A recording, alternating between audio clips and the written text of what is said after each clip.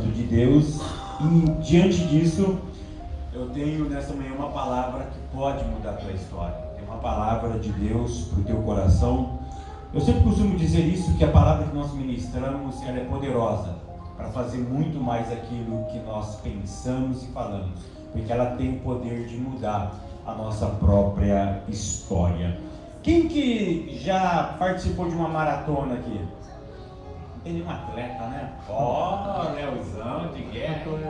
O Léo já participou de uma maratona, ó. Maravilha, né? Correu aí 21 quilômetros, né? De bicicleta, né? De bicicleta maratona, né? Maravilha, né? Mas todos nós já participamos, já fizemos uma corridinha aí, né? De um quarteirão, de uma esquina. E correr não é fácil, né? Correr dá trabalho, dá muito desgaste. E é tão interessante que quando a gente não corre à torta direita, sem propósito. Nós sempre corremos com propósito, né? Mal ou bem, mas você corre com propósito, né? Uns correm fugindo de cachorro, mas outros correm porque estão atrasados, ou seja, algum propósito você tem, de uma fuga ou de uma busca de alguma coisa, né? E a Bíblia diz que nós estamos também numa maratona, nós estamos também numa corrida. E querendo ou não, mal ou bem, nós entramos nessa maratona. Mas o problema é saber como correr essa maratona. E para isso eu convido você a abrir a sua Bíblia na carta aos Hebreus, no capítulo de número 12, e no verso de número 1. Carta aos Hebreus, capítulo 12, verso 1. Nós vamos falar justamente sobre isso, sobre corrida, correr, mas correr com sentido, correr com propósito, correr sabendo o que está fazendo, e os perigos de uma corrida, e os benefícios que ela pode nos trazer, e os perigos que ela pode causar para a nossa vida. O autor aos Hebreus foi, claro, a Bíblia não tem nenhum erro, mas foi muito feliz em cada palavra, em cada colocação. Hebreus capítulo 12 diz assim o primeiro verso: portanto, nós também, que estamos rodeados de uma tão grande nuvem de testemunhas, deixemos todo o embaraço e o pecado que tão de perto nos rodeia, e corramos com paciência a carreira que nos está proposta, olhando para Jesus, autor e consumador da fé, o qual, pelo gozo que lhe estava proposto, suportou a cruz, desprezando a afronta, assentou-se à destra do trono de Deus. Considerai, pois, aquele que suportou tais contradições dos pecadores contra si mesmo, para que não enfraqueçais, desfalecendo em vossos ânimos. Ainda não resististe até ao sangue, combatendo contra o pecado, e já vos esqueceste da exortação que argumenta convosco como filhos. Filho meu, não despreze a correção do Senhor, e não desmaies quando por ele fores repreendido, porque o Senhor corrige o que ama, e açoita a qualquer que recebe por filho. Se suportais a correção, Deus vos trata como filhos. Porque que filho dá a quem o pai não corrija? Mas se estáis sem disciplina, da qual todos são feitos participantes, sois então bastardos e não filhos. Verso 15. Tendo cuidado de que ninguém se prive da graça de Deus, e de que nenhuma raiz de amargura, brotando, vos perturbe, e por ela muitos se contaminam. Queridos, então esse texto vai falar sobre uma corrida, vai falar sobre uma maratona, em que nós estamos nessa maratona. E o capítulo 12 e o capítulo 13 da carta aos Hebreus, ele é uma injeção de ânimo para nós que estamos correndo. Porque o autor começa o capítulo 12, verso 1, com uma palavra. Olha a expressão que ele usa: portanto. Essa expressão, portanto, é uma intimação. Essa palavra é para nos impactar. Ele começa com essa palavra dizendo o seguinte: vocês acabaram de ler o que eu escrevi no capítulo 11? E o que ele escreve no capítulo 11? Ele fala sobre a galeria dos heróis da fé. Ele vai falar de homens que já correram. Eles vão falar de homens que já cumpriram o seu propósito. Eles vão falar de pessoas que já passaram por essa carreira, que viveram nessa terra, que souberam o seu propósito e correram uma carreira que estava proposta. E agora o escritor aos Hebreus diz o seguinte: olha, eles já fizeram a parte deles, agora é a nossa vez. Agora eles já fizeram o papel deles, eles já contribuíram para, em cada época, para um propósito específico. Agora chegou a nossa vez de escrever o nosso nome no livro da história. E é por isso que ele diz: portanto, é uma intimação, nós também temos a obrigação de corrermos uma carreira. E não é qualquer carreira, é uma carreira que nos está proposta. Porque o que é proposta?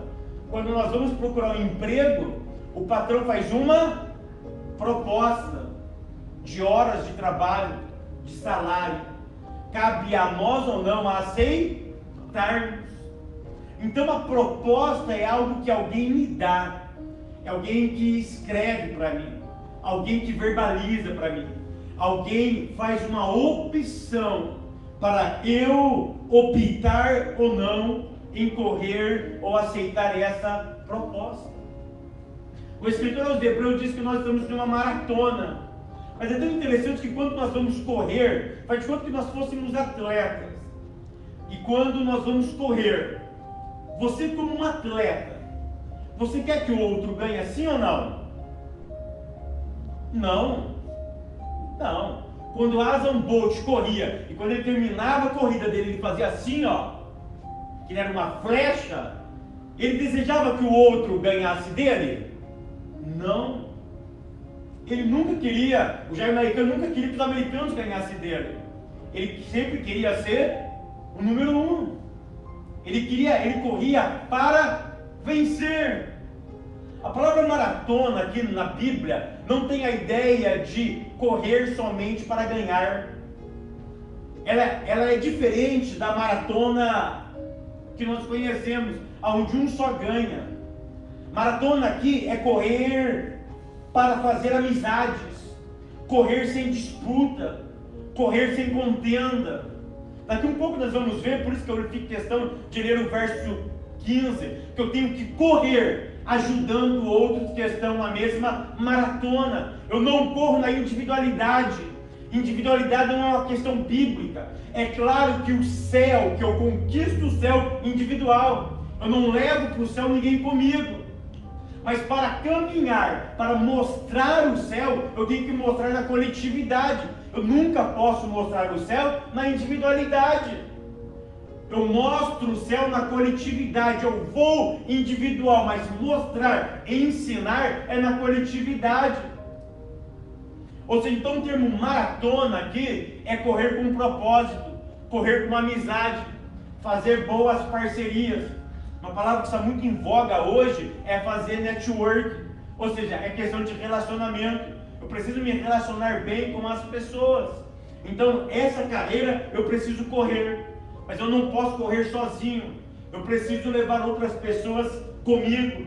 Então, o autor começa com exemplos do antigo, por isso que ele começa com o termo portanto. Outros já correram, agora é a sua vez. Mas ele nos faz, no mínimo, 2 alertas. O primeiro alerta que o escritor aos Hebreus nos faz é o seguinte: eu preciso correr. Mas sabe que tem muitas pessoas correndo desnorteadas? Por quê? Porque não saberam para que nasceu. Se eu perguntar para você, e você me responder com uma palavra, a minha pergunta é: para que você nasceu? Tem muitos que não sabem para que nasceram. Nasci só para trabalhar. Sou um burro de carga. Nasci para sofrer. Nasci para chorar. Saber para que nasceu vai determinar a carreira que você vai correr. Porque eu só aceito uma proposta sabendo qual é a minha proposta, ou o meu propósito. Proposta, propósito. Eu só aceito proposta quando eu sei qual é o meu propósito. Eu não consigo aceitar uma proposta se eu não sei o meu propósito. Quando eu não sei o meu propósito, eu aceito qualquer proposta. E uma das coisas piores da vida é eu aceitar uma proposta baseada em uma necessidade. Eu não posso aceitar proposta baseado em necessidades. Porque a necessidade é momentânea e passageira. O que é necessário hoje, amanhã não é mais necessário. Eu preciso tomar cuidado com isso. É um exemplo bíblico: Jacó e Esaú. Esaú estava com fome, necessidade momentânea. Ele vendeu algo duradouro por uma necessidade momentânea. O irmão dele estava com um prato de lentilha. Ele pensou comigo: eu tenho uma necessidade para hoje, matar a minha fome. Mas ele se esqueceu de um propósito para que ele nasceu. E ele falou assim: o que adianta-me a primogenitura? Sendo que a primogenitura não é para agora, é para amanhã. Ele não deu valor no propósito da sua vida. Ele olhou a necessidade do momento. E quando eu olho a necessidade do momento, eu não valorizo o meu propósito. E aí eu negocio com outras propostas. Vocês estão entendendo isso? Isso é profundo. E o que ele fez? Eu não quero propósito. Eu quero a proposta. E qual é a proposta? É o hoje. Eu vou negociar com você. Me dá o prato de lentilha e toma a minha primogenitura. Mas amanhã ele ia ter fome de novo, sim ou não? Sim. Necessidade vem e vai. Propósito não. Propósito é eterno. Eu mesmo negocio o meu propósito. É isso que ele está querendo dizer. Corramos com paciência a carreira que está em nos proposta. Saber para que nasceu vai dar direção para a minha vida. Tem pessoas desnorteadas, tem pessoas que entram em casamento por necessidade. Tem pessoas que aceitam qualquer trabalho por necessidade, mas abandonam o seu propósito. Uma das coisas piores na vida é você fazer uma coisa fora do seu propósito, porque ela não te dá alegria, não te dá prazer. Eu não estou te afirmando nesta manhã que o propósito vai desconectar você de sofrimento. Não. Daqui um pouco nós vamos analisar isso. Propósito pode estar atrelado ao sofrimento. Mas vocês conseguiram entender essa diferença entre proposta e propósito? Eu não posso aceitar qualquer proposta. A minha proposta, a proposta que me oferecem, só pode estar em conexão com o meu propósito. E deixa eu te dizer uma coisa: o propósito não é eu que crio, é Deus que me dá. Por isso que eu preciso saber qual é o propósito da minha vida. E quando eu sei disso, a minha vida ganha sentido. E aí o autor aos Hebreus, ele vai dar um exemplo. Ele diz: olha, eu vou mostrar para vocês um homem que nasceu sabendo qual era o seu propósito.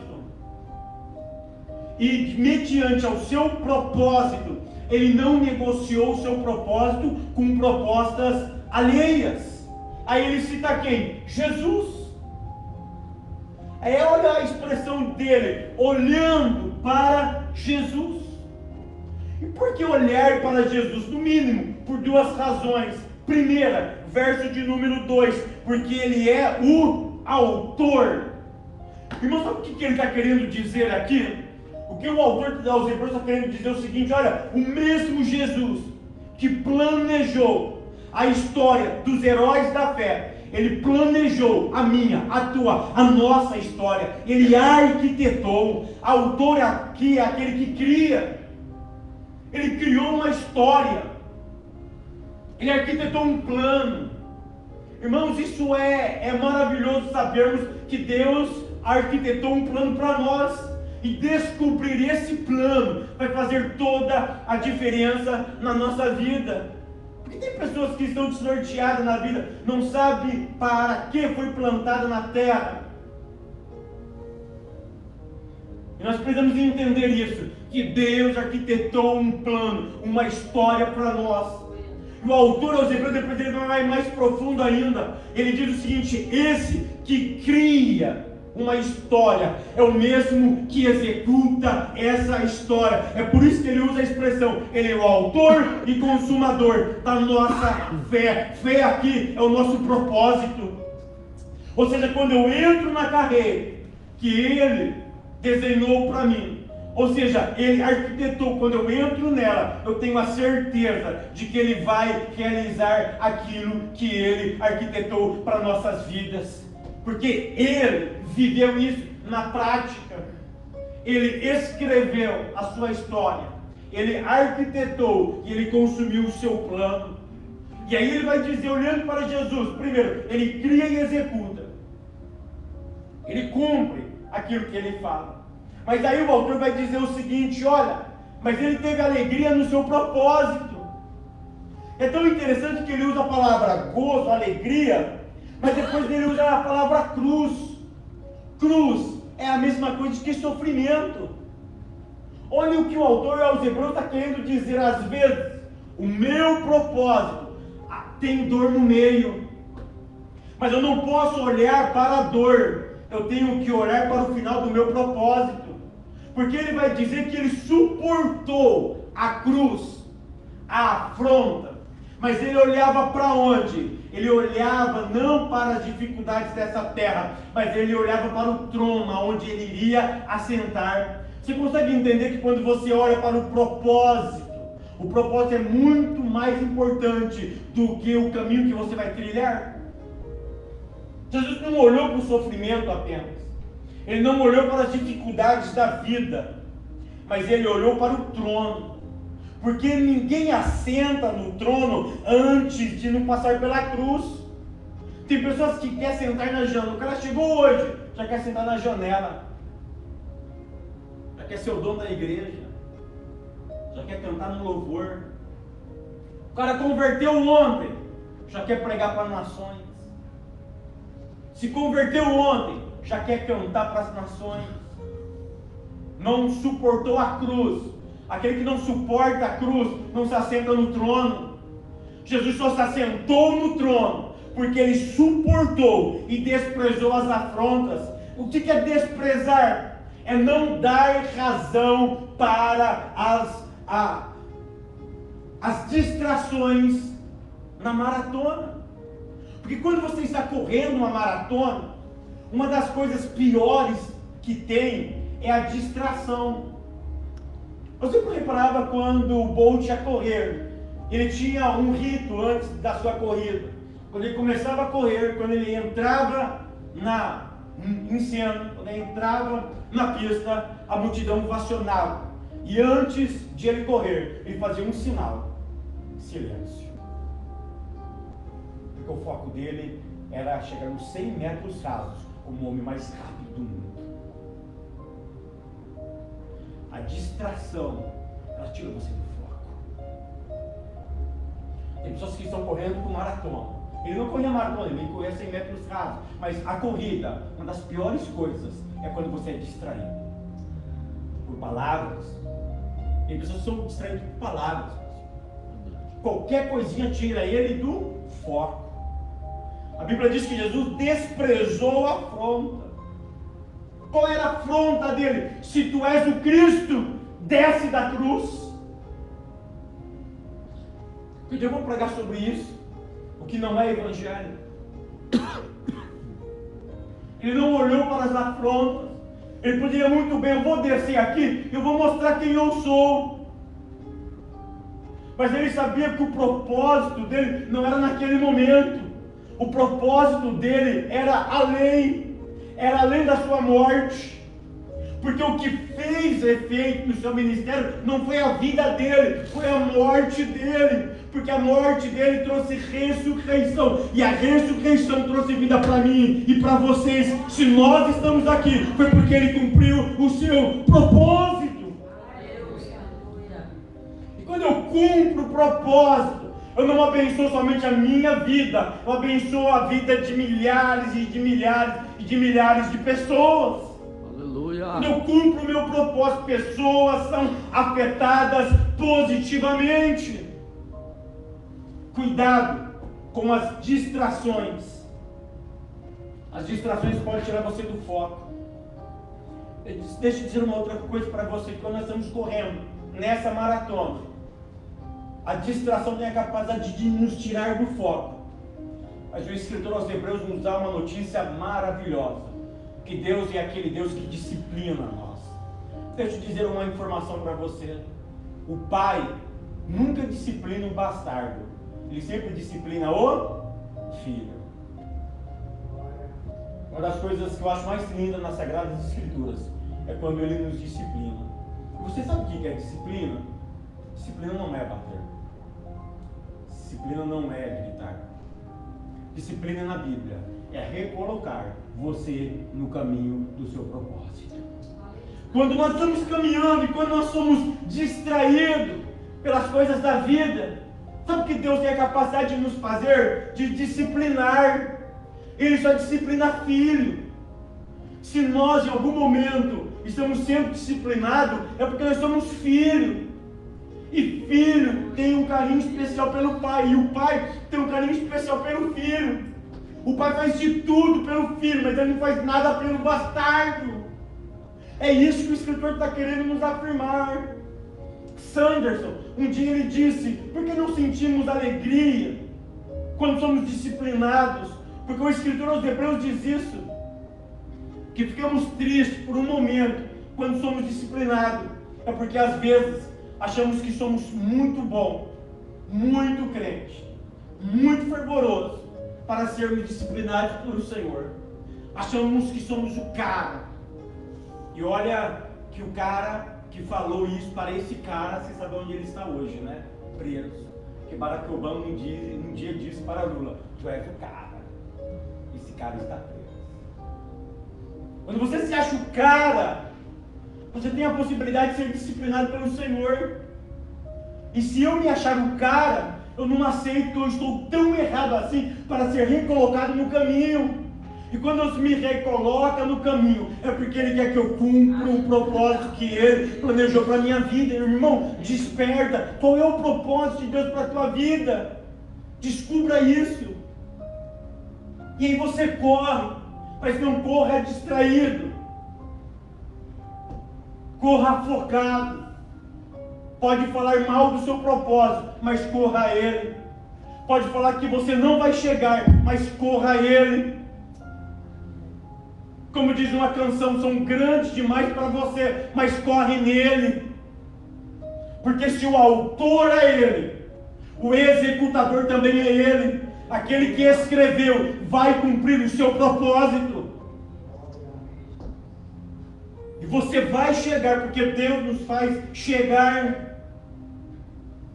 E para eu correr, eu preciso ser muito bem treinado. E é isso que ele diz no verso 14.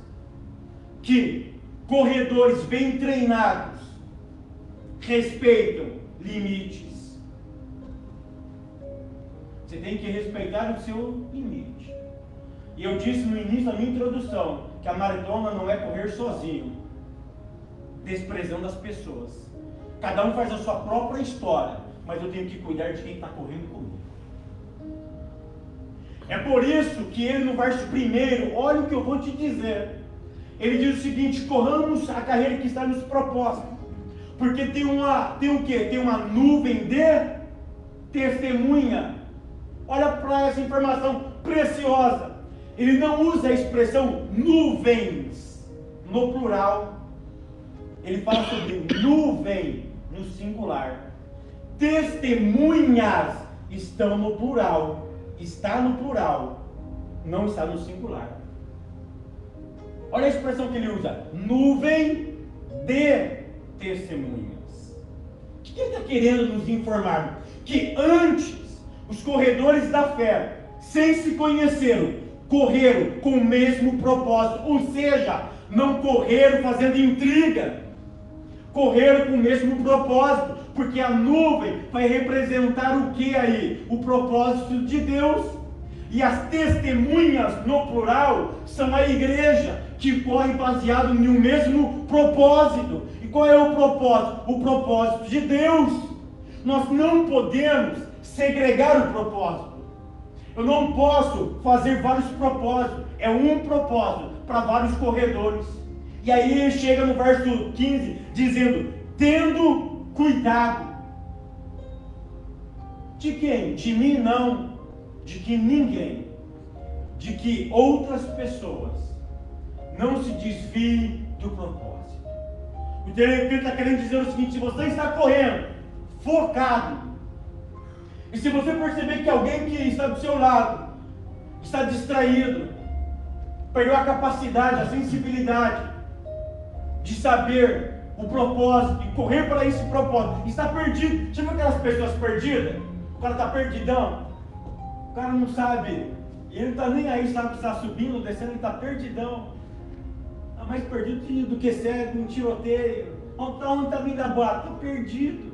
Tem pessoas que estão assim perdidas. O que a Bíblia diz? Cuida dele, tendo cuidado de que ninguém. Olha o princípio aqui. O princípio é cria em relacionamento, interage com outras pessoas, não se isole. Ninguém chega a lugar nenhum sozinho.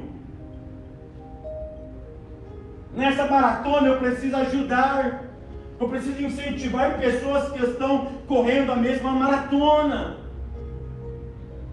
Eu preciso animá-lo. Eu preciso dizer: amigo, vamos. O escritor já deu isso no verso 1, a palavra portanto, ou seja, outros correram. Você tem que olhar para ele dizendo: vamos, está difícil, eu te ajudo. Maratona aqui não é para ver quem chega primeiro, mas é tentar fazer com que ele chegue também. A chegada é individual, mas a ajuda é coletiva.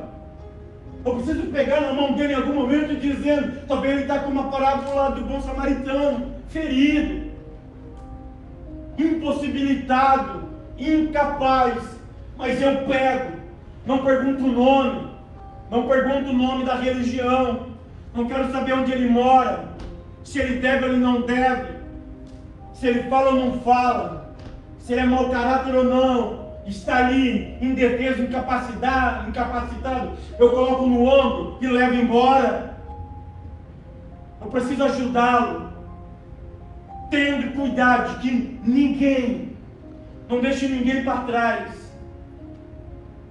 Abrace, carrega, suporta. Viva realmente o princípio da comunhão. E aí ele continua o texto dizendo que se prive da graça, de que nenhuma raiz de amargura brotando em vós perturbem. Então olha só, eu estou correndo, eu preciso ter limite, eu não posso sair igual um doido, eu preciso levar pessoas. Outro princípio: bons corredores têm mente limpa. Olha o que ele diz no verso 15, na parte final. Ou seja, eu preciso cuidar da pessoa para que ele não deixe a graça que é o propósito, porque o que une nós é a graça de Cristo. Todos estão mergulhados na graça, a graça ela nos abraça. Então eu preciso que todo mundo corra o mesmo propósito, mas eu preciso ter a mente limpa, ou seja, eu não posso ter raiz de amargura, e nada pode me perturbar, porque uma mente perturbada não chega a lugar nenhum. A mente perturbada para e questiona: por que você consegue correr mais do que eu? Por que você é mais forte do que eu? O que você está tomando? É biotônico? É bomba? O que você está fazendo? Porque você corre mais do que eu. E olha que eu sou mais bonito do que ti. Olha que eu falo melhor do que você. Eu canto melhor. Eu prego melhor. Eu venho mais na igreja do que você. Mas você consegue perceber que uma mente perturbada para de correr o seu propósito, para de andar na graça, e a graça é aquilo que nos une. Então eu estou correndo, primeiro eu ajudo. Corredores bem treinados têm mente limpa, não posso me perturbar. Mas eu que tenho a mente limpa, eu preciso cuidar desses mentalmente doentes. E uma outra coisa que ele usa a expressão aqui, ele usa, e por ele e por ela muitos se contaminam. Olha o que ele está querendo dizer. Se eu estou correndo, eu preciso tirar carrapicho daqueles que estão correndo comigo. E eu quero terminar a minha mensagem nessa manhã dizendo o seguinte: eu preciso correr, eu preciso ajudar as pessoas, eu não posso me privar da graça. Eu tenho que tirar carrapicho dessas pessoas. Saber para que eu nasci vai dar sentido para a minha existência. Mas aí eu quero terminar lendo o capítulo 13 e o verso 17 da carta aos Hebreus. Venha comigo. Diz assim: obedecei aos vossos pastores e sujeitai-vos a eles, porque velam pelas vossas almas, como aqueles que hão de dar conta delas, para que o façam com alegria e não gemendo, porque isto não vos será útil. Não basta correr, corra respeitando liderança. Hoje estamos com um problema de liderança espiritual, pessoas não querem respeitar, e o autor aos Hebreus nos dá 3 informações que líderes precisam ser lembrados, obedecidos e saudados.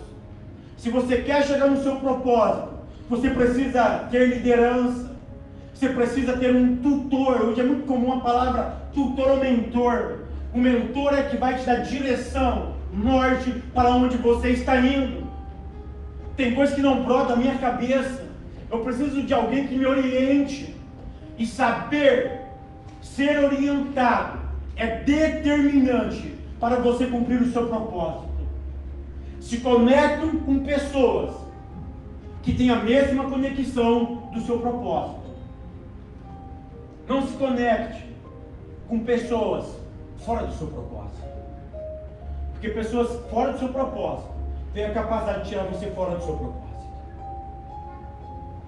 E se você quer, isso não é humilhar pessoas, mas se você quer chegar aqui, e se você está aqui, tente se relacionar com pessoas que estão aqui, para que você possa chegar aqui. E eu preciso, é por isso que ele termina a carta aos Hebreus dizendo: obedeça, lembra e sauda a sua liderança, porque eles têm a capacidade de dar norte para o propósito de Deus na sua vida. Viva então o seu propósito. Aplauda o Senhor.